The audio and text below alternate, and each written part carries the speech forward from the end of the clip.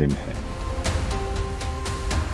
कुछ तो राज है जिसकी पर्दादारी है। क्या कारण है कि उपराष्ट्रपति जैसे महान व्यक्ति को भी इस्तीफा देने का पड़ सकता है? कुछ ना कुछ हो रहा है, जल्दी पता चलेगा। बहुत कुछ हो सकता है ना सितंबर महीने में, आप देखिए ना। तो somebody is resting, आप उस पर भी आप राजनीति कर रहे हैं, मतलब हद हो गई। राजनीति का लेवल दिन ब दिन नीचे गिरता जा रहा है।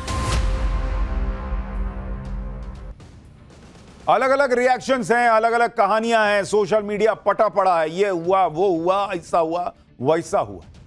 लेकिन बॉस, कल 4 घंटे में ऐसा क्या हुआ कि उपराष्ट्रपति धनखड़ ने इस्तीफा दे दिया? इसकी इनसाइड स्टोरी आज आपके लिए लेकर आया हूं, क्योंकि जगदीप धनखड़ के इस्तीफे को लेकर हजारों बातें चल रही। जो लोग कल तक धनखड़ को भर भर के कोसते थे, उनकी नकल उतारते थे, मजाक बनाते थे, वही लोग आज धनखड़ के लिए छाती पीट रहे हैं। लेकिन यह सब देखने से पहले आज जो 2 बड़ी चीजें हुई हैं उसके बारे में आपको बता देता हूं। जगदीप धनखड़ के इस्तीफे के बाद आज पहली जो बड़ी बात हुई वो ये कि कल इस्तीफा देने के बाद आज धनखड़ संसद नहीं आए।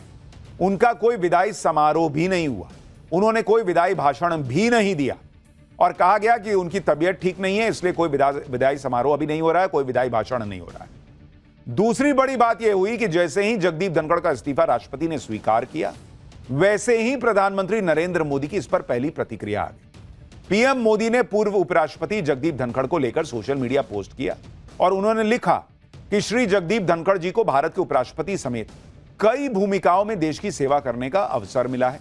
मैं उनके उत्तम स्वास्थ्य की कामना करता हूं। यानी जो लोग कह रहे थे कि अरे देखिए कुछ हुआ है, नरेंद्र मोदी ने अभी तक ट्वीट नहीं किया, नरेंद्र मोदी जो हैं वो प्रोटोकॉल के हिसाब से चलते हैं, कायदे से चलते हैं।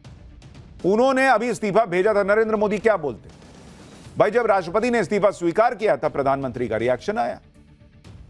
पीएम मोदी के इस ट्वीट के बाद मामला क्लियर हो गया कि जगदीप धनखड़ की अब वापसी तो नहीं होने जा रही। अगर कोई सोच रहा था कि जगदीप धनखड़ को मनाने का खेल चलेगा, वो सब भी नहीं हुआ। लेकिन कल 4 घंटे में ऐसा क्या हुआ कि जगदीप धनखड़ ने कुर्सी छोड़ दी? क्योंकि भाई 4 बजे तक तो वो राज्यसभा में थे, 8 साढ़े 8 जो है 4 साढ़े 4 राज्यसभा में थे, 8 साढ़े 8 में जो है इस्तीफे की बात हुई। तो 4 घंटे में क्या हुआ इसके बारे में आपको डिटेल से बताऊंगा। लेकिन पहले देख लीजिए कि जो विपक्ष जगदीप धनखड़ को न जाने क्या क्या कहता था, वही विपक्ष आज कैसे जगदीप धनखड़ के इस्तीफे पर आंसू बहा रहा है। धनखड़ के इस्तीफे पर विपक्ष ऐसे आंसू बहा रहा है जैसे पता नहीं क्या गजब हो गया। लोगों को ना तो जगदीप धनखड़ के इस्तीफे की असली वजह समझ में आ रही है, ना ही विपक्ष का रिएक्शन समझ में आ रहा है। आप देखिए कि उपराष्ट्रपति रहते हुए जगदीप धनखड़ पर विपक्ष हमलावर था। धनखड़ के खिलाफ विपक्ष महाभियोग प्रस्ताव लाया था बॉस। संसद के बाहर जगदीप धनखड़ की मिमिक्री होती थी। जगदीप धनखड़ को बिना रीढ़ वाला आदमी तक कहा गया था। सदन में विपक्ष को बोलने नहीं देने का आरोप लगता था। सोचिए, जो लोग जगदीप धनखड़ के खिलाफ महाभियोग का प्रस्ताव तक ले आए थे, वही आज आंसू बहा रहे हैं कि बाप रे बाप, जगदीप धनखड़ के साथ ना क्या हो गया। यही विपक्ष कह रहा है कि गजब ही हो गया, धनखड़ जी तो बहुत भले आदमी है, वो इस्तीफा कैसे दे सकते हैं? जरूर इसके पीछे सरकार का दबाव है। उपराष्ट्रपति और राज्यसभा में सभापति रहते हुए धनखड़ पर विपक्ष ने क्या क्या नहीं कहा। धनखड़ को हटाने तक की कोशिश की, लेकिन अब वही विपक्ष धनखड़ को लेकर तारीफ में कसीदे पड़ रहा है। जैसे कांग्रेस सांसद जयराम रमेश ने कहा कि निसंदेह श्री जगदीप धनखड़ को अपने स्वास्थ्य को सर्वोच्च प्राथमिकता देनी चाहिए। लेकिन यह भी स्पष्ट है कि उनके इस बिल्कुल अप्रत्याशित इस्तीफे के पीछे जो दिखाई दे रहा है उससे कहीं अधिक है। श्री जगदीप धनखड़ ने सरकार और विपक्ष दोनों को समान रूप से आड़े हाथों लिया। उन्होंने कल दोपहर 1 बजे बिजनेस एडवाइजरी कमेटी की बैठक बुलाई थी और न्यायपालिका से जुड़े कुछ महत्वपूर्ण घोषणा करने वाले थे। हम उनके अच्छे स्वास्थ्य की कामना करते हैं और उनसे आग्रह करते हैं कि वह अपने निर्णय पर पुनर्विचार करें। ये वो लोग हैं जो जगदीप धनखड़ को हटाने के लिए दिन रात एक किए हुए थे। आज कह रहे हैं कि ना सर, आप इस्तीफा क्या दे रहे हैं, आप इस पर सोचिए। और कह रहे हैं कि हम प्रधानमंत्री से भी अपेक्षा करते हैं कि वे श्री जगदीप धनखड़ को अपना मन बदलने के लिए राजी करें। यह देश हित में होगा, विशेष रूप से कृषक समुदाय के लिए बड़ी राहत होगी।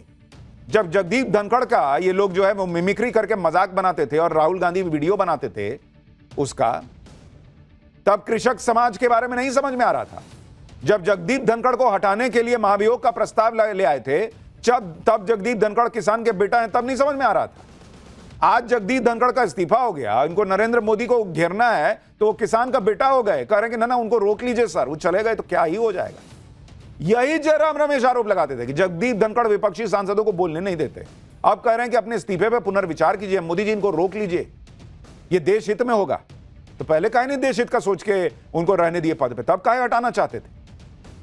ये वही कांग्रेस है, वही इंडी गठबंधन है जिसने जगदीप धनखड़ का इस तरह से मजाक बनाया था जो भारत के इतिहास में कभी नहीं हुआ था। साल 2023 के शीतकालीन सत्र में विपक्ष के सांसदों ने संसद भवन के बाहर उपराष्ट्रपति जगदीप धनखड़ का मजाक उड़ाया था।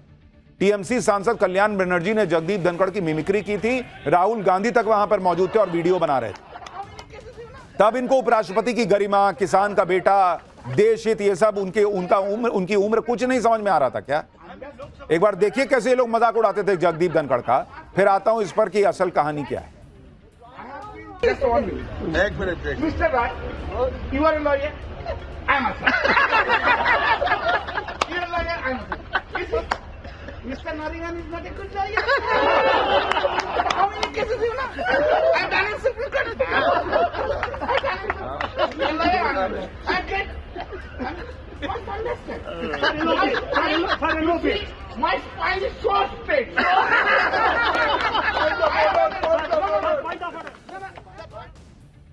लेकिन आज ये देखिए कि जगदीप धनखड़ के इस्तीफे पर कांग्रेस नेता कैसे आंसू बहा रहे। कांग्रेस कह रही है कि जगदीप धनखड़ बहुत ज्ञानी आदमी है, उन्होंने हमेशा किसानों की बात की। जगदीप धनखड़ का इस्तीफा भारत के इतिहास का काला दिन है।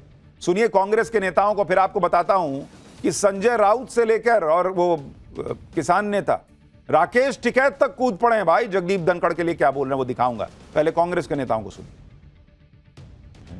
चौंकाने वाला है। मैं उनसे आग्रह करूंगा वो पुनर्विचार करें। वो संसदीय ज्ञान के धनी थे और कृषक आंदोलन और किसानों की आवाज उठाने वाले थे।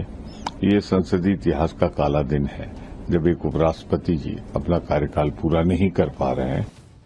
कि धनखड़ जी निश्चित तौर से एक अच्छे किसान वर्ग से आते हैं, वो जाट समाज से आते हैं और उन्होंने देश की सेवा की है और देश की लगातार सेवा में वो आगे बढ़ते रहे हैं। उनको सारी चीज़ें दिखती होंगी कि किसान परेशान है, अपमान हो रहा है, तो एक स्वास्थ्य के साथ साथ मुझे लगता है कहीं ना कहीं किसानों की भी बात उनके मन में रही होगी। कहीं उनको अंदर से एक महसूस हुआ होगा कि कहीं ना कहीं हमारा जिस समाज से हम आते हैं वो समाज आहत हो रहा है और उसे सताया जा रहा है, तो उन्होंने ये निर्णय लिया है। आज इनको जगदीप धनखड़, उनका समाज, किसान सब याद आ गया। जगदीप धनखड़ को जब बेइज्जत करते थे खुद ये लोग, तब समझ में नहीं आता था। और जगदीप धनखड़ भी कांग्रेस की खूब क्लास लगाते थे, कांग्रेस भी धनखड़ को खूब कोसती थी। लेकिन आज मोदी विरोध के चक्कर में कांग्रेस और इंडी गठबंधन ने ऐसी पलटी मारी कि इनके नेताओं को धनखड़ अच्छे लगने लगे। इंडी गठबंधन के नेता कह रहे हैं कि मोदी सरकार के दबाव में धनखड़ ने इस्तीफा दिया। धनखड़ साहब मैदान छोड़ने वालों से नहीं है, वालों में से नहीं है। संजय राउत को सुनिए जरा। जो कारण दिया है उनकी हेल्थ का मैं मानने को तैयार नहीं। वो बहुत ही स्वस्थ आदमी है, खुश मिजाज आदमी है, वैसे मैदान छोड़ने वाले आदमी तो नहीं है। हमारे उनसे मतभेद हो सकते हैं, लेकिन मैं उनको जो देखता हूँ वो सहजता से मैदान छोड़ने वाली व्यक्ति नहीं है, वो लड़ने वाले आदमी। आप ये भी देखिए कि उपराष्ट्रपति पद से जगदीप धनखड़ के इस्तीफे से राकेश टिकैत जैसे लोग भी दुखी हैं। राकेश टिकैत कह रहे हैं कि जगदीप धनखड़ ने इस्तीफा दिया नहीं है, उनसे इस्तीफा लिया गया है। राकेश टिकैत कह रहे हैं कि लोगों ने फोन करके उन्हें यह जानकारी दी है। सुनिए राकेश टिकैत को, फिर इस्तीफा दिया गया, लिया गया, उसकी इनसाइड स्टोरी भी बताता हूं। हमारे पास में फोन आए, उन्होंने कहा इस्तीफा दुआया उसे कह के नहीं तो जाट तो भाई मरता हुआ खाट पर भी जमीन नाम नहीं करता हो किसी के। जमीन नाम भी बालकों के मरने के बाद हो, जिंदगी किसी ने करी हो तो बता दो। इस्तीफा दे नहीं सकता था, यानी इस्तीफा लिया। ये तो उपराष्ट्रपति का पद है, कौन छोटा लग रहा, कोई ना कोई प्रेशर डाल दिया होगा जब लिया। ये लोग किस तरह से रंग बदलते हैं वो आपने कल से आज तक में देख लिया।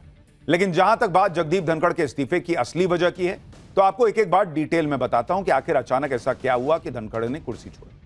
धनखड़ ने इस्तीफे में अपनी सेहत का हवाला दिया कि उनकी सेहत ठीक नहीं रहती, लेकिन विपक्ष ने अपनी राजनीति में इसमें पीएम मोदी को घसीट लिया और अपनी कहानियां इसी पर बता रहे हैं।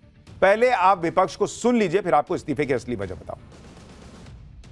स्वास्थ्य का खराब हो सकता तो एम्स जैसे बहुत ही बढ़िया हॉस्पिटल है, इसका इलाज हम करवा देंगे। और ऐसी कौन सी बड़ी स्वास्थ्य की मुद्दा है उपराष्ट्रपति का, वो लंबे जम्बे जाट है, हट्टे कट्टे सब ठीक ठाक है, मगर ये सरकारी बीमारी है, ये अजीब वायरस भाजपा में घूमती रहती है, तो अब आके इनको भी ऐसी लग गई है। कुछ तो राज है जिसकी पर्दादारी है, वरना ये बात समझ में नहीं आती कि कल सारा दिन काम करा, पूरा शेड्यूल लगा हुआ है, आप अचानक इतना ज्यादा आहत हुए कि आपको इस्तीफा तक देना पड़ा।